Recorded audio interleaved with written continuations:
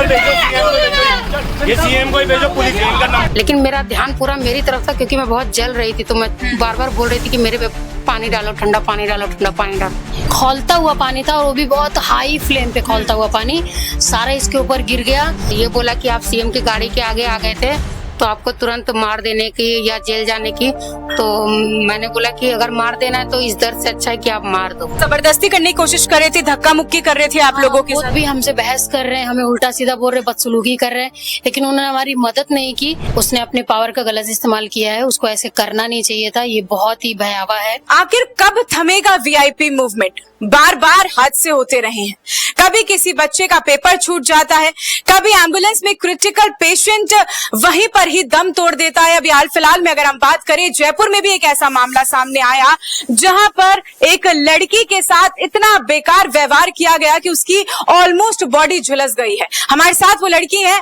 CM साहब का राजस्थान में काफिला जाता है और काफिले के दौरान एक पुलिसकर्मी खुद उनके ऊपर उन्हीं के ही काट का मोमो काट वो लगाया करती थी, उस मोमो काट का उबलता खौलता पानी उन्हीं के शरीर पर फेंक देते। आप सोचिए किस तरीके का घटनाक्रम रहा होगा। हम बातचीत करते हैं, क्या पूरा मामला हुआ था, कहाँ आप काट लगाती हैं? सबसे पहले यहीं से बात करें। मैं कैपिटल हाई स्ट्रीट पे महल रोड के पास काट लगाती हूँ। तो उस दिन रोज की तरह मैं काट लगाई। ऑलरेडी सारे काट लग चुके थे। अक्सर मैं लेट ही काट लगाती हूँ, 6:30 से 7 के बीच में। तो मैंने काट लगाया। मैंने स्टीमर में पानी रखा था कि पानी बॉइल्ड हो रहा था, और उसके बाद तुरंत एक चलती हुई गाड़ी आती है पुलिस की। उसमें से एक पुलिस वाला निकलता है तो बोलता है हटाओ हटाओ। मैंने कहा सर हटा रही हूँ, गर्म है पानी। वो तुरंत पानी को, मतलब जो मेरा स्टीमर होता है उसको तुरंत पुश करते हैं और तुरंत चलती ही गाड़ी में तुरंत बैठ के चले जाते हैं। और उसके बाद भी गाड़ियां आती हैं, लेकिन कोई पुलिस कोई कुछ भी, गाड़ी रुकती नहीं। मैं वहीं पे चिल्लाती रह गई। जब आप वहां पर चिल्ला रही थी उस दौरान वहां से सीएम साहब का काफिला जो है वो गुजर रहा था। हाँ, जा रहे थे, गाड़ियां जा। और आपके साथ कितने लोग थे उस दौरान?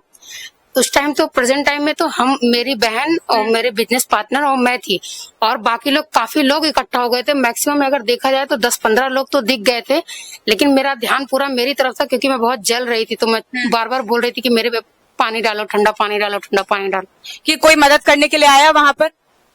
आए होंगे तो, लेकिन मेरे पास तो मेरी बहनें ही थी और कोई नहीं था। हाँ। कोई सीसीटीवी फुटेज अभी आपके पास है? कोई सीसीटीवी फुटेज आपने जैसे आपने की तरफ से देखे तो आपने खंगालने की कोशिश करी, या फिर पुलिसकर्मी जिन्होंने आपके ऊपर फेंका था आप उनकी पहचान करती हैं? क्या नाम है उनका, कुछ पता है? मुझे नाम तो नहीं पता, लेकिन चेहरे से तो मैं पहचान जाऊंगी। और जो सीसीटीवी कैमरे लगे हैं फैक्ट्री में, उनसे हमने बात करने की कोशिश की तो उन्होंने बोला कि ये खराब है, ये काम नहीं कर रहा है। बाकी वहाँ पे 2-3 सीसीटीवी कैमरे और लगे हैं, लेकिन उसको वो हमें नहीं मिल पा रहा है। आपने एफआईआर कब दर्ज करवाई या नहीं करवाई? नहीं, एफआईआर तो दर्ज हो गई है, परसों ही हो गई। हम लोग जिस दिन इंसिडेंट हुआ था उसी दिन दर्ज कराने गए थे, लेकिन 2-3 दिन तक डिले करके परसों जाके एफआईआर दर्ज हुई हमारी। तो कुछ आपने भी कहा कि आपने ऑफ स्क्रीन भी बात करी, तो आपने कहा कि उन्हें डराने की भी कोशिश करी, कॉम्प्रोमाइज करवाने की भी कोशिश करी, ऐसा भी कुछ मामला है? हाँ, उन्होंने बोला कि आप कॉम्प्रोमाइज कर लेते हैं ऐसा वैसा, और ये बोला कि आप सीएम की गाड़ी के आगे आ गए थे तो आपको तुरंत मार देने की या जेल जाने की। तो मैंने बोला कि अगर मार देना है तो इस दर्द से अच्छा है कि आप मार दो। हाँ। डराया धमकाया जा रहा था आपको, और कौन थी वो पुलिसकर्मी जो आपको डरा रहे थे, धमका रहे थे? वो ऐसे तो मेरी बहन गई थी बात करने, तो उसको पता है कि कौन कौन थे वहाँ पे।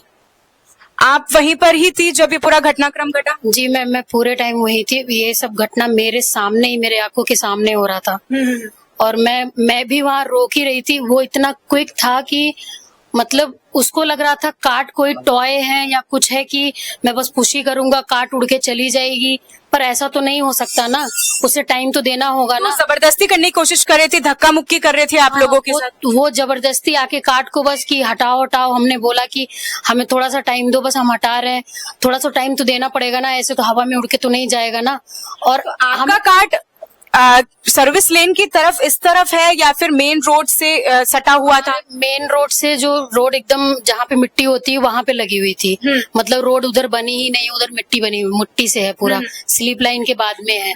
तो हमने उनको बोला कि हमें थोड़ा टाइम दो, कि मतलब तुरंत ये इतना क्विक था कि हमें बिल्कुल कुछ मौका नहीं मिला। उसने तुरंत धक्का मार दिया और सारा खौलता हुआ पानी था, और वो भी बहुत हाई फ्लेम पे खौलता हुआ पानी सारा इसके ऊपर गिर गया। और वो आओ ना देखा था, तुरंत गाड़ी में बैठ के भाग गया। हम उसको पकड़ नहीं पाए, कुछ नहीं कर पाए। और फिर उसके बाद SHO की गाड़ी भी आई। हम उनसे बोलते रह गए कि सर वो ऐसे कैसे कर सकता है, इसके पहले जो गाड़ी गई है। तो वो भी हमसे बहस कर रहे हैं, हमें उल्टा सीधा बोल रहे, बदसलूकी कर रहे हैं, लेकिन उन्होंने हमारी मदद नहीं की कि अभी कोई जला है, कैसा है। तो आपने एम्बुलेंस वगैरह कोई बुलाने की कोशिश नहीं करी? पुलिस वालों ने, आसपास वालों ने, किसी ने कोई किसी तरीके की मदद नहीं करी? नहीं, लोग आए हमारे पास, ऐसा नहीं है कि कोई पानी लेकर आए, कुछ लेकर आए, लेकिन सबने बोला कि हम ले चलते हैं आपको, पास में हॉस्पिटल है, लेकर चलते। पर मेरे पास मेरे खुद की गाड़ी थी, तो मैं अपनी बहन को तुरंत वहां से लेकर आई यहाँ मैं अपने फ्लैट के पास, क्योंकि कपड़ा ऐसा चिपक गया था। तो मुझे ये जरूरत थी कि मैं पहले घर जाऊं, इसके कपड़े हटाऊं किसी भी तरीके। अपनी बहन का उपचार करने के लिए आप कहाँ पर लेके गई? मैं यहाँ पे सेक्टर 11 में सिवा हॉस्पिटल है, मैं वहां पे लेकर आई। फिर वहां पे डॉक्टर ने इसके जो है, ये दर्द से बहुत ज्यादा रो रही थी, बहुत देर से रो रही थी। डॉक्टर ने फिर इसके कपड़े काटे, ढेर सारे क्रीम लगाए, इंजेक्शन दिए, उसके बाद भी लेकिन इसका दर्द आराम नहीं आ रहा था। बस ये रोए जा रही थी बहुत देर। तो अभी आपने FIR दर्ज कर ली है, अभी किसी को पकड़ा गया है, नहीं पकड़ा गया है? पुलिस वालों का क्या कहना है? कुछ बातचीत हुई?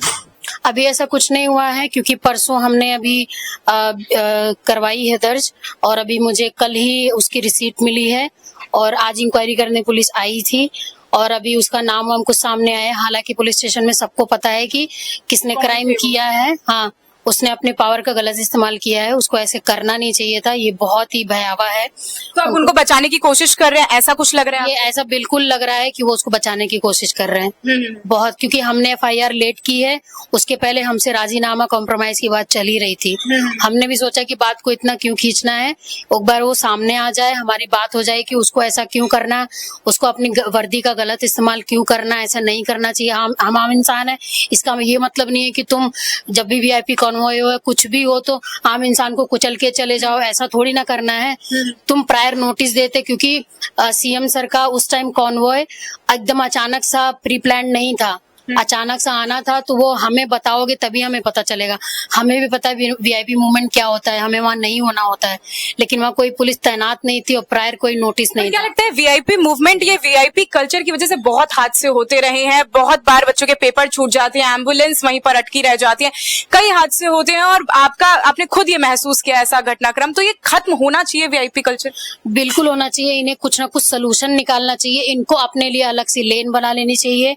हमें आम जनता को परेशान करने से अच्छा है कि कुछ अपने लिए करें, अच्छी सी रोड बना लो, उसी से आओ जाओ, हमें बख्शो, आम जनता की जान को बख्शो। ठीक है। आप अपने परिवार में इकलौती कमाने वाली हैं? अभी तो मैं ही कमा रही थी, मैं अपनी बहन और मम्मी को मैं ही देखती थी, मेरे फादर नहीं है। मेरे 2 भाई हैं, वो गांव में रहते हैं। ठीक है।